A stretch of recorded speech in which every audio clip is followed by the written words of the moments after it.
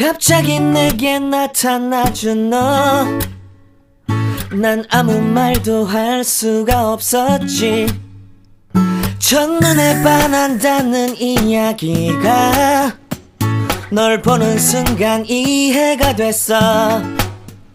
매번 야야야야야 불러 널 야야야야, 내 맘을 고백하려고 타이밍만 보는 나. 그런 나를 넌 보며 왜 그러냐고 묻네. 너 때문에 I'm going crazy. Winters में अगर छोले या राजमा भिगोने हैं तो हमेशा गर्म पानी में भिगोएं। जहाँ तक हो सके मीठा सोडा अवॉइड करें, कई बार अपसेट स्टमक की शिकायत हो सकती है उससे। आज है मेरा तिलकुटी का व्रत, संकट चतुर्थी भी इसे बोला जाता है, और इसमें ना विशेष रूप से गणपति भगवान की पूजा की जाती है, तो इसमें तिल ज़रूर खाए जाते हैं। तो आज मैं तिल की एक बहुत ही बढ़िया और आसान सी और झटपट बनने वाली रेसिपी आप लोगों के साथ शेयर कर रही हूँ। सबसे पहले मैंने तिल को लगभग 2 से 3 मिनट के लिए लो मीडियम फ्लेम पर भून लिया। इसमें मैंने घी का यूज़ बिल्कुल भी नहीं किया है। उसके बाद मैंने उनको पैन से निकाल लिया और ठंडा होने के लिए रख दिया। उसके बाद सेम पैन में मैंने थोड़ा सा घी डाला, और मेरे पास ये नारियल का बुरादा था।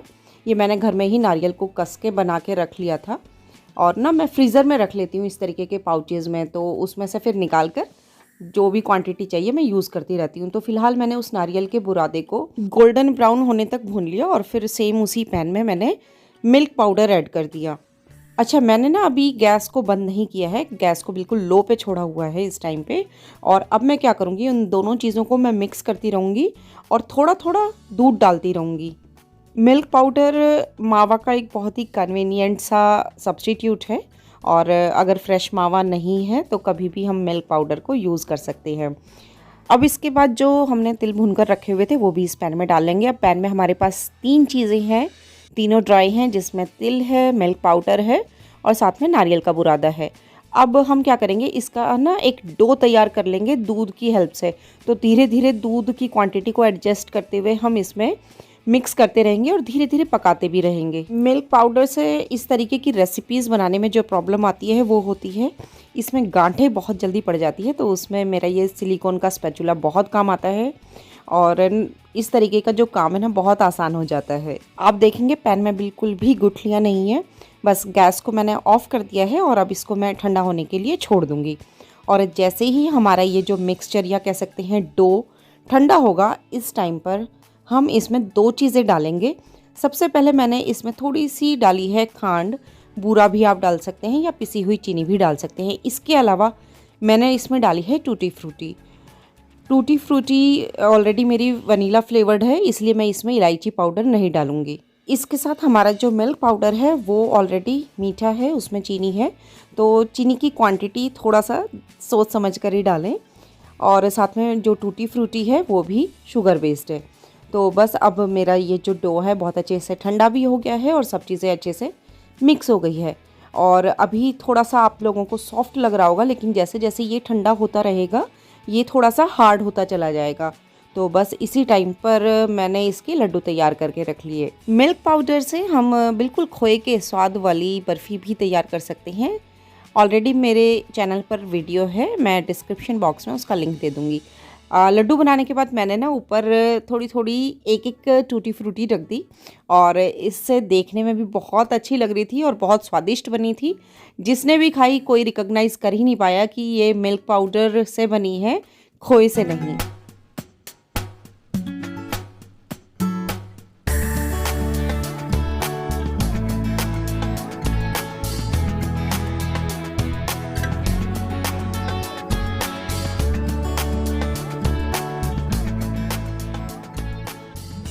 सकट चौथ का जो फास्ट होता है ना, ये होता है गणपति भगवान को समर्पित। इसमें गणेश भगवान की पूजा की जाती है, कथा की जाती है। सुबह हम लोगों ने कर ली, मम्मी ने और मैंने, मतलब मम्मी ने सुना दी मुझे, और क्योंकि एक सुनने वाला चाहिए और एक सुनाने वाला चाहिए, तो वो कथा हम लोगों ने कर ली थी। इसमें पूरा दिन फास्ट होता है, चाय वगैरह ले लेते हैं दिन में। उसके बाद सूरज देवता को अर्घ दिया जाता है कथा सुनने के बाद। और उसके बाद शाम के टाइम पकवान बनते हैं, जो मर्जी वो बना सकते हैं, लेकिन जो सबसे ज़्यादा ज़रूरी होता है वो होते हैं तिल। तिल का सेवन ज़रूर किया जाता है, किसी भी रूप में कर सकते हैं, रेवड़ी खा सकते हैं तिल की, या नॉर्मल तिल को भूनकर और फिर शक्कर बूरा के साथ मिलाकर खाया जा सकता है। मिठाई बर्फी बना सकते हैं, मतलब तिल खाने हैं किसी भी रूप में खाएं। और तिल का ही अर्घ दिया जाता है। सुबह जब सूर्य देवता को अर्घ दिया तो भी तिल का, मतलब जल में तिल मिला के दिया था। और इसी टाइम जैसे अब शाम को जब चांद को दिया जाएगा अर्घ, तो उसमें भी तिल के साथ ही अर्घ दिया जाएगा। जस्ट अभी ना मैं न्यूज़ सुन रही थी जोशीमठ की, और वाकई में बड़ा दुख हो रहा है। हमारे बहुत से जानकार मित्र जोशीमठ और उसके आसपास के क्षेत्र में रहते हैं। हम लोग वैसे ही खूब घूमते फिरते हैं। हम लोगों के ना 3 धाम, भारत के जो 3 धाम हैं वो हो गए हैं पूरे। जगन्नाथपुरी हो चुका है उड़ीसा में, इसके अलावा जो गुजरात में द्वारकाधीश है वो हो चुका है, साउथ में तमिलनाडु में रामेश्वरम हो चुका है। एक हमारा जो नॉर्थ वाला है बद्रीनाथ धाम, ये हमारा अभी बचा था। बच्चे छोटे थे तो ये था कि ये एरिया बड़ा रिस्की है, बहुत खतरनाक है। हालांकि हम खूब घूमे हैं पहाड़ों में, बच्चे तो मेरे छोटे से थे तब से ही हम लोग पहाड़ों में घूम रहे हैं, लेकिन बद्रीनाथ का जो रास्ता है वो वाकई में काफ़ी खतरनाक है। तो ये था बच्चे थोड़े बड़े हो जाएंगे उस टाइम पर हम लोग जाएंगे, तो ये वाला धाम हमारा बच गया था। इसके अलावा ना जो जोशीमठ के लोग हैं उनके लिए तो मुझे वाकई में बहुत दुख हो रहा है, क्योंकि देखिए एक बार को मकान है वो सरकार दे देगी, मुहैया करा देगी, लेकिन मकान के साथ साथ बहुत सारी चीजें उस क्षेत्र में रहने वाले लोगों की उस क्षेत्र के साथ जुड़ी होती हैं। जैसे उनका व्यवसाय जो भी है, रोजगार है, उन लोगों के होटल्स हैं, वहां पर दुकानें हैं और दुनिया भर के बिजनेस हैं। इसके अलावा उनकी जो काफी इमोशंस उस एरिया से जुड़ी हुई रहती है। हर क्षेत्र में यही होता है, उनके कुल देवता वहां पर होते हैं, उनके जो भी धार्मिक स्थल हैं, पूजा पाठ के स्थान है, वो वहां पर होते हैं। तो बहुत सारी इमोशंस भी जुड़ी होती हैं।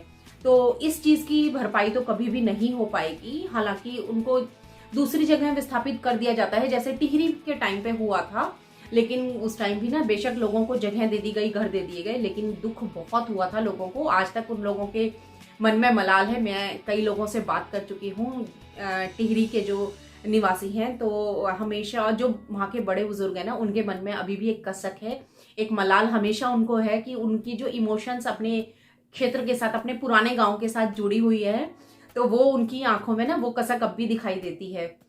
तो मैं तो बस भगवान से और बद्री विशाल से, शिवजी भगवान से यही प्रार्थना करूंगी, जो भी हो जैसे भी हो, जल्दी से ये जो एक प्राकृतिक आपदा है, कुछ मैनमेड भी कह सकते हैं कुछ हद तक, क्योंकि बिल्कुल सब कुछ प्राकृतिक नहीं है, कहीं ना कहीं हम लोग भी इसके लिए जिम्मेदार हैं। जिस तरीके से कंस्ट्रक्शन के काम पे 1976 में वहां पर बिल्कुल जो साइंटिस्ट थे जिन्होंने वहां पर रिसर्च की थी, उन्होंने बिल्कुल रोक लगा दी थी, लेकिन उसके बावजूद भी बहुत सारी गलतियां हम लोगों से हुई हैं।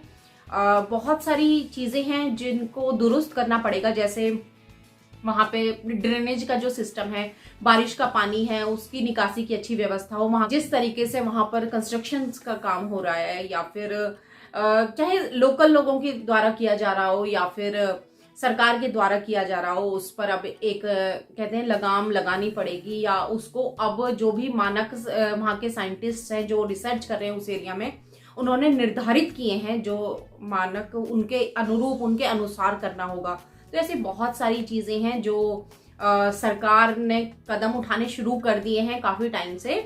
और क्योंकि अब लगभग 600 से ऊपर प्रॉपर्टीज हैं जहां पर नुकसान हो चुका है, 650 से भी ऊपर आंकड़ा बढ़ चुका है, 700 तक पहुंचने वाला है। और मेरी कई लोगों से बात हुई जो वहां पर हमारे मित्र रहते हैं, वो लोग भी वरीड है। सबसे बड़ी बात जैसे मैंने बताया, मकान की तो एक टेंशन होती है, साथ में उनके व्यवसाय, उनके सारे सब लोगों के रोजगार वहां पर है, उनकी उन्हें बहुत चिंता है। तो बस मैं तो बद्री विशाल से ये प्रार्थना करूंगी, उस क्षेत्र को बचाएं, उस क्षेत्र के निवासियों की रक्षा करें।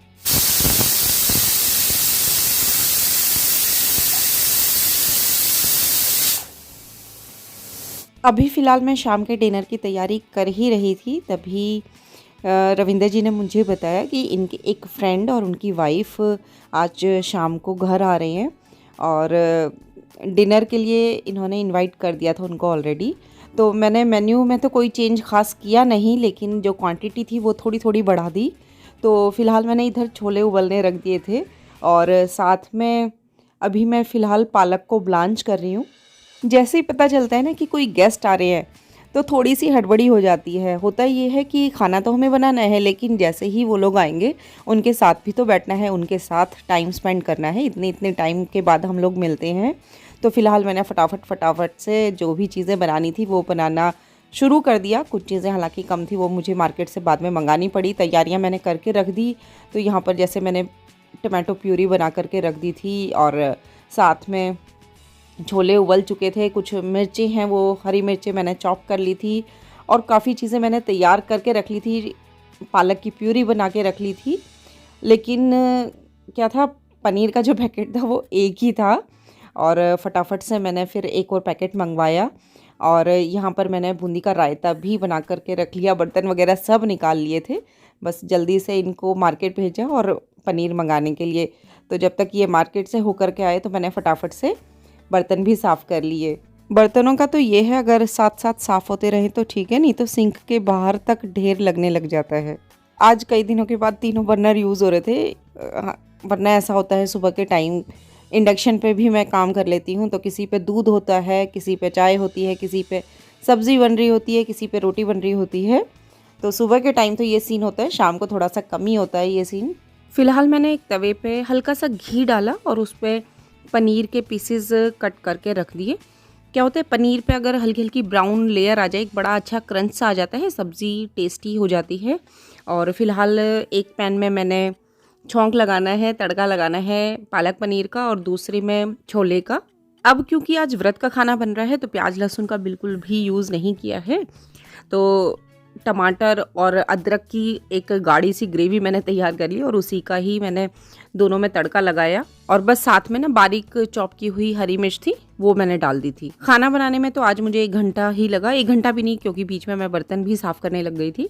तो 1 घंटे से भी कम समय में सारी चीज़ें मेरी बनकर तैयार हो गई थी, क्योंकि पैरेलल काम चल रहा होता है ना, तो जल्दी काम हो जाता है। और साथ में थोड़ी सी महक की हेल्प ले ली थी, जैसे सैलेड कट करने का काम उसको दे दिया, चटनी पीसने का काम उसको दे दिया। तो छोटे छोटे काम वो साथ में लगी हुई थी मेरे करने। और स्नैक्स की जिम्मेदारी दी आज यश को। यश लगा हुआ था बाहर स्नैक्स वगैरह अरेंज करने में, प्लेट्स वगैरह में लगा रहा था। तो बस यूं ही मिलजुल के हम सब लोग लगे हुए थे शाम को। वैसे तो देखिए, प्यार से कुछ भी बनाए सब कुछ स्वादिष्ट ही बनता है, लेकिन आज के खाने की सबने ही बहुत तारीफ़ की। काश मैं सबके रिएक्शन रिकॉर्ड कर पाती। बहुत ही साधारण सा मेन्यू था, बिल्कुल साधारण सी सब्जियां थी, और मैंने गरम मसाले के अलावा कोई भी मसाला ऐसा नहीं डाला था, जैसे छोले मसाला या पनीर मसाला, कुछ भी नहीं डाला था। सिर्फ गरम मसाले का ही यूज़ किया था। हालांकि जब मैंने ना छोले को बॉईल करने रखा था, तभी मैंने 1 चम्मच गरम मसाला छोलों में डाल दिया था नमक के साथ। इससे क्या होता है, छोले हैं उसका कलर बहुत अच्छा आता है, डार्क कलर आता है, और साथ में जो मसाले हैं उसका जो फ्लेवर है अच्छे से छोलों के अंदर आ जाता है। पालक की सब्ज़ी का मसाला मेरा अच्छे से भुनकर तैयार हो गया था। उसमें मैंने अपनी पालक की प्यूरी डाल दी, थोड़ा सा उसमें मैंने नमक ऐड कर दिया, और फ़िलहाल अब मैं 10 से 15 मिनट के लिए इस प्यूरी को अच्छे से पकने दूंगी, कवर करके रख दूंगी। तब तक मैं अपनी छोले की सब्ज़ी तैयार कर लूँगी। विंटर्स में पालक तो खूब अच्छा मार्केट में मिलता है, तो मेरी कोशिश रहती है किसी न किसी रूप में इसको खाने में मैं मिला लूँ, जैसे सब्ज़ी बना लो इसकी। सब्जियों में भी इसमें खूब वैरायटी इसकी बन जाती है, दाल के साथ बन जाता है, पनीर के साथ बन जाता है, आलू के साथ बन जाता है। इसी तरीके से सिर्फ पालक ही नहीं, मेथी भी खूब अच्छी आती है, बथुआ आता है, सरसों हैं। तो मेरी ना कोशिश रहती है कि सर्दियों में जब तक ये हरी सब्जियां अच्छी क्वालिटी की मिल रही हैं तो किसी न किसी तरीके से डाइट में इंक्लूड करूं। तो उधर मैंने आटा लगाना भी शुरू कर दिया था। राइस मैंने बिल्कुल साथ के साथ बनाए थे खाने से जस्ट पहले। इधर आटे में मैंने थोड़ा सा ऑयल डाला, उसके अलावा अजवाइन को कूट कर मैंने डाल लिया था, और जो प्यूरी मैंने पालक की बचा के रखी हुई थी वो डाला, थोड़ा सा पानी लिया और उसकी हेल्प से एक सॉफ्ट सा आटा गूंद के रख लिया। मतलब बिल्कुल सॉफ्ट नहीं, पूड़ियाँ मुझे बनानी थी तो पूड़ियों के हिसाब का आटा गूंदा था, और अभी इसको मैंने रख दिया थोड़ी देर के लिए। उधर मेरी जो पालक प्यूरी थी वो अच्छे से पक गई है। इसमें मैंने अपने जो पनीर के पीसेस घी में रोस्ट किए थे वो डाल दिए। अब बस फिर से इसको ना 5-7 मिनट के लिए और पकने दूंगी, ताकि जो भी मसाले हैं उसका फ्लेवर पनीर के जो टुकड़े हैं उनमें अच्छे से आ जाए। और बस इधर मैं धनिया वगैरह कट कर रही थी, साथ में पूरियों की तैयारी मैंने शुरू कर दी थी। बस इसी टाइम पर हमारे जो गेस्ट थे ना वो आ गए थे, फिर कुछ देर उनके साथ बैठे। खाना तो हमने खैर लेट खाया था काफ़ी, बीच में चाय वगैरह बनी, नाश्ता वगैरह कराया उनको, और उसके बाद अर्घ्य हमने दिया था लगभग 9 सवा 9 बजे। और बस उसके बाद हमने तो लगभग 10 बजे के आसपास खाना खाया है। और ये जो एक आध क्लिप शूट किया ये महक ने की, उसके बाद मुझे तो बिल्कुल भी टाइम नहीं मिला। तो बस आज के इस वीडियो को यहीं पर मैं ख़त्म करूँगी। उम्मीद करती हूँ आज का वीडियो आप लोगों को ज़रूर पसंद आया होगा। पसंद आए तो प्लीज़ वीडियो को लाइक करें। रेसिपीज़ पसंद आए, अगर थोड़ा सा कुछ भी पसंद आए तो प्लीज़ वीडियो को लाइक करें। चैनल को अगर अभी तक आप लोगों ने सब्सक्राइब नहीं किया है जल्दी से सब्सक्राइब कर लें। बहुत अच्छे नए वीडियोस आप लोगों के साथ जल्दी ही मैं शेयर करने वाली हूँ। फिर मिलते हैं एक नए वीडियो के साथ, तब तक के लिए goodbye and take care.